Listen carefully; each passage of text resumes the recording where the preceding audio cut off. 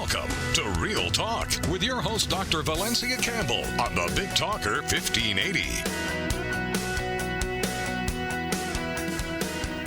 Hello, and welcome to Real Talk. I'm Dr. Valencia Campbell, and I'm your host. Real Talk is a weekly radio show designed to address some of the most challenging issues confronting our community, including substance abuse and treatment, finding mentors, the real story about getting into law school or medical school, personal experiences with trying to get a criminal pardon, and so forth. Today's topic is work opportunities for young people, including working on Capitol Hill. Miss Henri Whitsey Johnson is my guest today. Welcome, and thank you so much for joining us today, Henri. Good morning, Dr. Campbell, and thank you for inviting me. Certainly. Let me just tell our listeners a little bit about you. Miss Whitsey Johnson has worked in the office of Congressman William Moorhead, who was a representative for Pennsylvania as a legislative assistant. She's worked in the executive office of the President of the United States. She's worked for Black Entertainment Television as a unit manager, and also the District of Columbia Public School Systems with their STEM, as a STEM educator. Aside from that, she's traveled all around the world, including Japan, Costa Rica, and Korea, just to name a few places. So let's get started now. And let me just also mention one other thing with our listeners. She also holds a Bachelor's of Arts degree in Legal Studies from the University of Maryland, a Master's of Science in Management Information Systems and Management Studies from American University.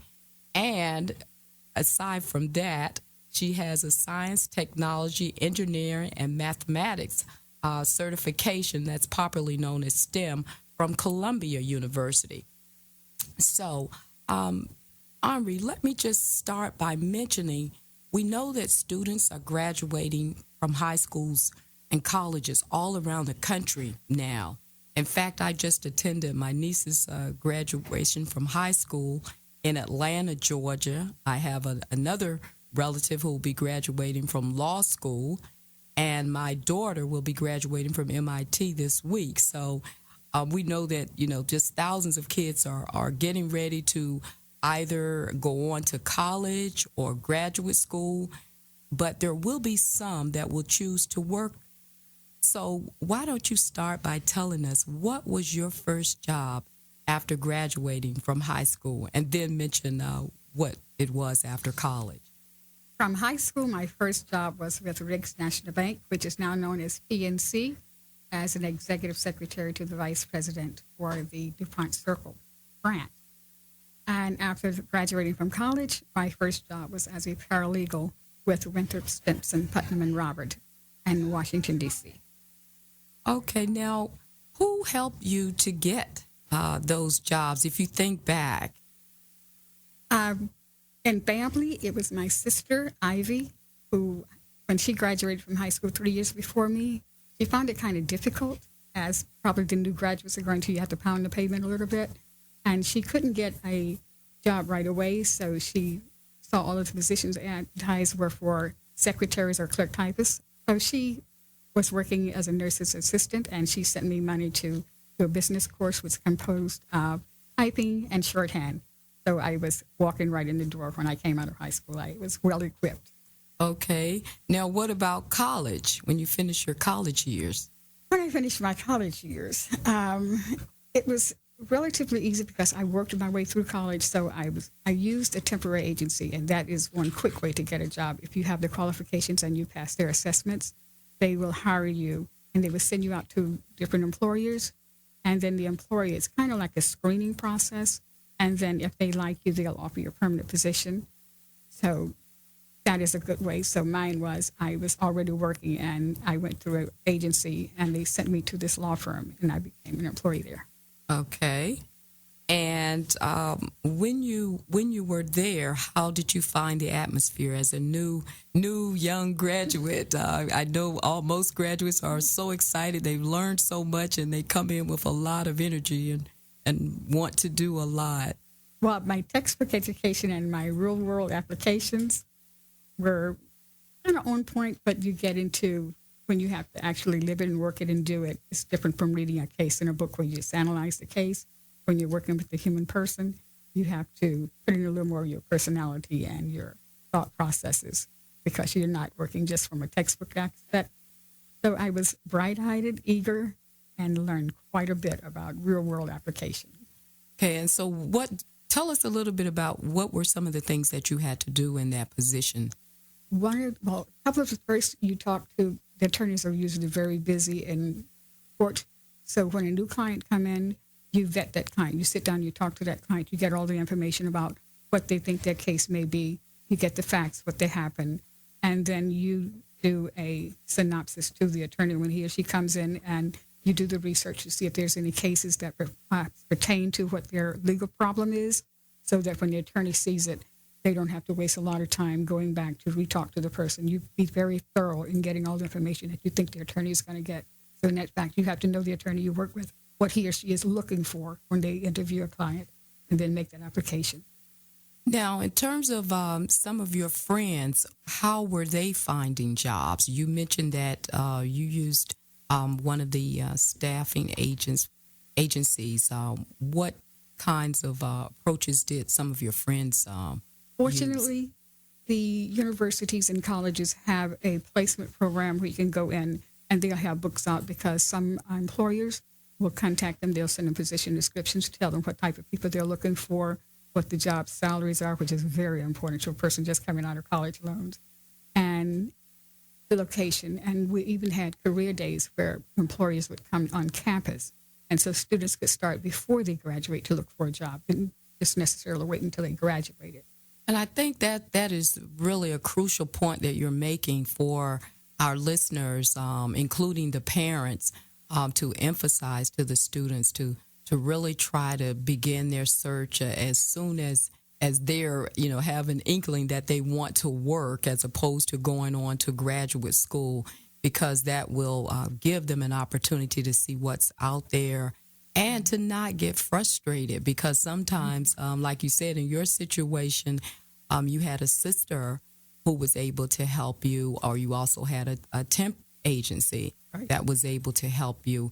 And I think one of the messages we want to emphasize to young people is to not get discouraged, because given the current economic climate, since we're going to be mentioning a little bit more about that later, what additional advice would you give to students that perhaps want to work in the field that you're in today? Tell us a little bit about the field you're in today, and what advice would you give for someone that's in that particular field? Because we're going to come back later on to the working on Capitol Hill. Okay. The advice I would give for getting into the field I'm now, which is a science, technology, engineering, and mathematics educator, is to make sure that you don't start late in your college education to look at math. Put it up front.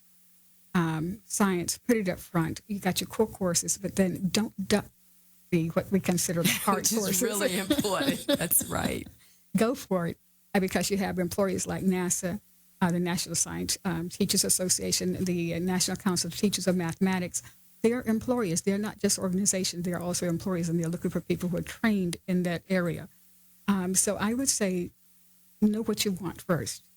If you want to be a scientist, know what type of scientist, because sometimes they don't realize that there's botanists, zoologists, as well as engineers, statisticians. Those people are all in the science field, but it's a wide field open.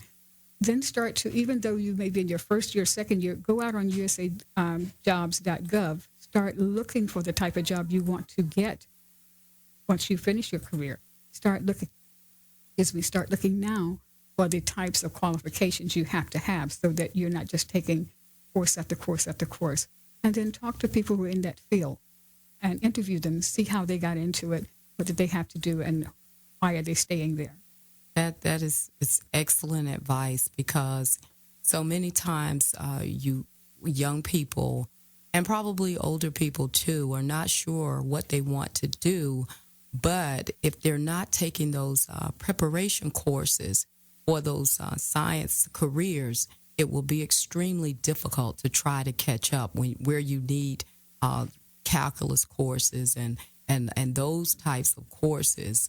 That those are not the kind of courses that you can you can't cram for and so forth and position yourself to get in that field. But that's not to say that you should give up. It just means just start the preparation work. If you know, which some kids do, you ask them, you go into the elementary classes. I was over at Suitland Elementary not too long ago, and kids were citing all kinds of fields that they wanted to go in, and all they need would be some additional help and guidance so that they are not losing a lot of their valuable time. It's true. And I know also another thing that I think is important, as you mentioned earlier, I want to go back to that point about USA Jobs. We know that the federal government has the USA Jobs website for those seeking employment there. And there's also the usajobs.gov/student jobs. So that's another resource for young people who are interested in looking for various positions. And as you said, to sort through the different agencies that they might see there and what might appeal to them. We also know that Prince George's County has the Youth Employment Services for students from age 15 through 21. And I believe the District of Columbia has Talib, if he is able to stop by here today, has a program that he is proposing for a DC summer apprenticeship and internship program. And the other thing that I want to mention is there is a resume bank for those looking to work for a member of Congress, the Senate Employment Bulletin for those looking to work for a U.S. Senator. So tell me, Henri, in your opinion, how helpful are these resources given the current economic climate? And you can touch upon either of those that I've just mentioned. Okay. First, I'd like to say for the USA jobs.gov for students, it is very important that students apply early in the year because the cutoff date is in January for the summer jobs for students who are in college. So keep that in mind when you're applying for student jobs with USA.gov. The resume banks for the House and the Senate are very helpful if you are qualified for the positions.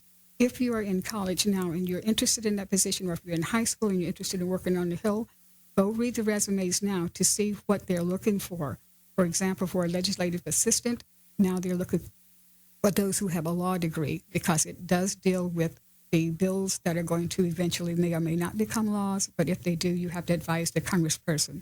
So they're only as helpful as you allow them to be through self-preparation. Okay, and on that same point, I wanted to mention, I believe with the Prince George's County Youth Employment Services, that cutoff may have passed as well. Mm-hmm. But I think it's important for young people to call to find out if they expect to have additional hiring from, for example, perhaps the private sector and so forth.